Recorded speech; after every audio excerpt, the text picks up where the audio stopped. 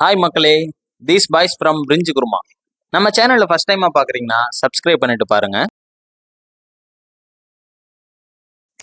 இன்னைக்கு நம்ம என்ன மூவி ரிவ்யூ பார்க்க போறோம் அப்படின்னா, டைரக்டர் ஜித்து ஜோசப் டைரக்ஷன் பண்ண ட்ரீடம்.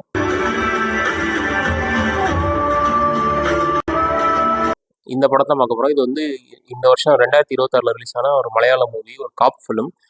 இதில் வந்துட்டு ஷெயின் நிகம் அப்படிங்கிறவர் வந்து எஸ்ஐ விஜய் ராதாகிருஷ்ணன் அப்படிங்கிற ரோலில் வந்து நடிச்சிருக்காரு. படம் வந்து ஒரு ரொம்ப இன்ட்ரெஸ்டிங்கான ஒரு படம்.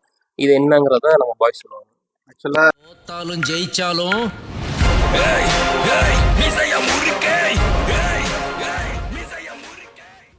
இந்த படம் வந்து பாத்தீங்கன்னா அந்த டைரக்டர் வந்து இந்த திருஷ்யம் இந்த மாதிரி படங்கள், சஸ்பென்ஸான படங்கள், த்ரில்லர் படங்கள், இந்த மாதிரியான படங்கள் எடுத்த டைரக்டர்.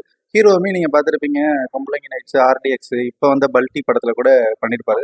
அடுத்து பல்டி படம் வேணும்னு கமெண்ட் சொல்லுங்க, நீங்க சொல்லலைனாலும் நாங்கள் அடுத்து அதை ரிவ்யூ பண்ணிடுவோம். ஏன்னா நிறைய பேருக்கு தேவைப்படுது. ஸோ இந்த படத்தோட ஒன்லைன் ஸ்டோரி என்னன்னா, இடுக்கியில ஒரு கிராமம், அந்த கிராமத்துக்கு பெரிய அதிகாரிகள் யாருமே கிடையாது.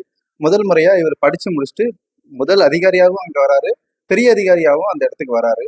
ஸோ வரும்போதே அவருக்கு ஒரு சஸ்பென்ஸ் என்னன்னா, அந்த கிராமத்துல வந்து ஏன் பெரிய அதிகாரிகள் போடற அப்படின்னா, அங்க எதுவுமே தப்பே நடக்கலன்ற மாதிரி, கிரைம் வந்து எதுவுமே ரிஜிஸ்டர் கிடையாது, எல்லாமே காம்ப்ரமைஸா இருக்கு, எல்லாமே நல்லவங்களா இருக்காங்க அப்படின்ற மாதிரி வருது.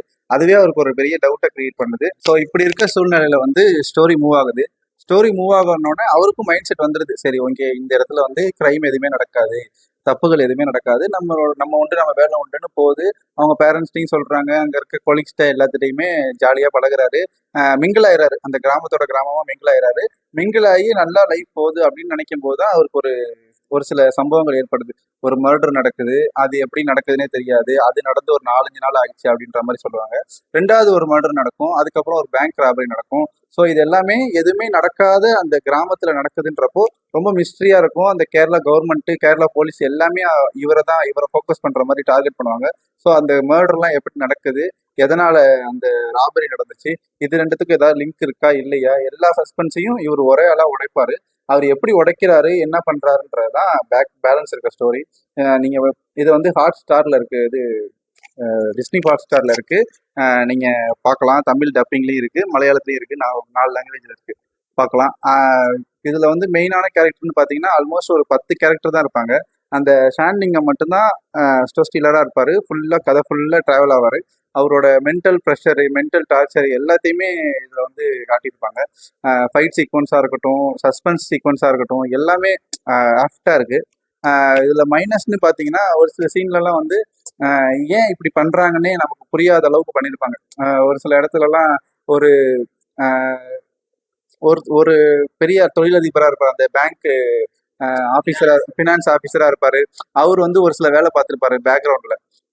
ஏன்னா பேங்க் ராபரி, அந்த ஃபினான்ஸ் இதுல ராபரி நடந்தப்ப இவ்வளோதாங்கிற மாதிரி எங்களுக்கு வந்து இவ்வளோ, அதாவது சம் பவுண்ட்ஸ் கோல்டு வந்து மிஸ் ஆயிருக்குங்கிற மாதிரி கம்ப்ளைண்ட் ரைஸ் பண்ணுவாங்க. பட் ஆனா அந்த இவர் விஜய் இன்ஸ்பெக்டர் வந்து பாத்தீங்கன்னா அந்த பாக்ஸே எடுத்து வச்சுட்டு இதுல எவ்வளவு கொள்ளளவு இருக்கும் அப்படிங்கிறப்ப அதை வெரிஃபிகேஷன் பண்ணோன்னே தான் இந்த ஃபினான்ஸில், இந்த பேங்க் ராபரியில் இருக்க ஹெட்டு வந்து மாட்டுவார். என்ன ரீசன்னா, இப்போ வந்துட்டு அப்போ வந்துட்டு ஆனால் இதுக்குள்ள ஒரு 80 பவுண்ட்ஸ்க்குள்ளே தான் வைக்க முடியும், நீங்கள் ஏன் 125 சம்திங் ஏதோ கம்ப்ளைண்ட் ரைஸ் பண்ணியிருக்கீங்க, இவ்வளோ பணம் இதில் வைக்கவே முடியல. ஸோ அதுல இருந்து தான் இன்னும் டவுட்ஸ் வந்து இப்போ வந்துட்டு வேற ஏதோ நடந்திருக்குன்ட்டு கொஞ்சம் கொஞ்சமாக விசாரிச்சுட்டு வருவாங்க ஒவ்வொரு இதாக. அது எங்கே நம்மளுக்கு வந்து கதை புரிய ஆரம்பிக்குன்னு பார்த்தீங்கன்னா, ஒரு இடத்துல வந்துட்டு நகை ஏலம் விடுவாங்கல்ல, அங்க வந்துட்டு அந்த அதுவும் யாரும் பாத்தீங்கன்னா அப்பதான் ஒவ்வொரு இதா ஸ்டெப் பை ஸ்டெப்பா தெரிய வருமே. அது ஒரு இப்ப சொல்லலாம்ல, அது வந்துட்டு ஒரு இன்ஸ்பெக்டர் வந்து ஒருத்தன் லீவ்ல இருப்பாரு, அம்மாவுக்கு உடம்பு சரியில்லை அதனால இது பண்ணிட்டு இருக்கோன்ட்டு, அங்கதான் மாட்டுவாப்லையே. அங்கதான் இவரும் கண்டுபிடிப்பாரு. ஒய்ஃபோட செயினை வந்து பாக்குவான். நீங்க சும்மா ஒரு ஓரலா டீ காஃபி சாப்பிட்ற வரப்ப அந்த மாதிரி பாக்குறப்ப அதே செயின் தான் ஒரு அடகு கடையில வந்துட்டு அடகு வைக்க வருவாங்க. ஸோ அந்த செயின் வந்து பார்த்தீங்கன்னா ராபரி நடந்த இடத்துல மிஸ் ஆன செயின். ஸோ அதுல இருந்து தான் கதை வந்து சூடு பிடிக்க ஆரம்பிக்கும், கதை மூவ் ஆகும். இதுல நிறைய சீக்வன்ஸ் நிறைய இருக்கு. அதாவது நீங்க வந்து படத்தை வந்து நிப்பாட்டி பார்த்தாலோ, இல்லை வந்து ஃபர்ஸ்ட் பார்ட், அதாவது ஃபர்ஸ்ட் ஹாஃப் நான் இப்போ பார்த்துக்கிறேன், செகண்ட் ஹாஃப் அப்புறம் பார்த்துக்கிறேன் அப்படின்னாலும் உங்களுக்கு போர் அடிச்சிடும், கதை புரியாமல் போயிடும்.